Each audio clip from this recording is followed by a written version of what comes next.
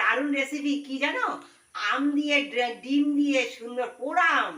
এই দেখো আম পুড়িয়ে নিয়েছি, দাঁড়াও দেখো আম পুড়িয়ে নিয়েছি আর সেই থেকে কেটে নিয়ে এই যে আমি এইভাবে একটু পোড়াটা থাকবে সেই দিয়ে আমি করবো। এই যে ডিমগুলো এবার হালকা করে ভেজে নেবো, নুন হলুদ লাগিয়ে নিয়েছি হালকা করে। আমি একটু আলুও দিয়েছি, আলুটা আমি সেদ্ধ করে নিয়েছি। দেখো বন্ধুরা, এই যে ডিম আলু সব ভেজে নিয়েছি সুন্দর করে। এবার তেল গরম হয়ে গেছে, তেলের মধ্যে দিয়ে সর্ষে আর কারি পাতা।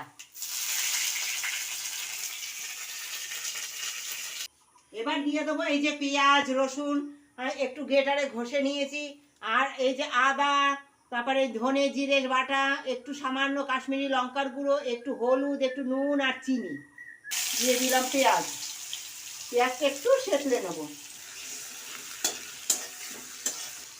আমটাও দিয়ে দিচ্ছি।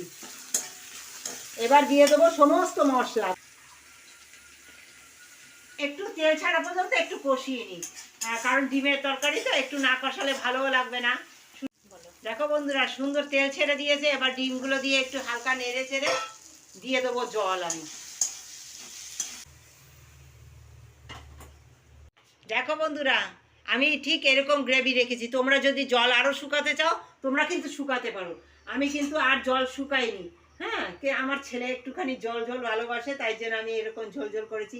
তোমার দেখো বন্ধুরা, সুন্দর আমার তৈরি হয়ে গেছে এই পোড়া আমের ডিম দিয়ে রেসিপি। তোমরা একবার ট্রাই করো, আর আমার এই জোয়া কিচেনে গিয়ে তোমরা অবশ্যই তোমাদের ভালোবাসা দিও। এগিয়ে যাওয়ার জন্য তোমরা লাইক শেয়ার করো এবং সাবস্ক্রাইব করো।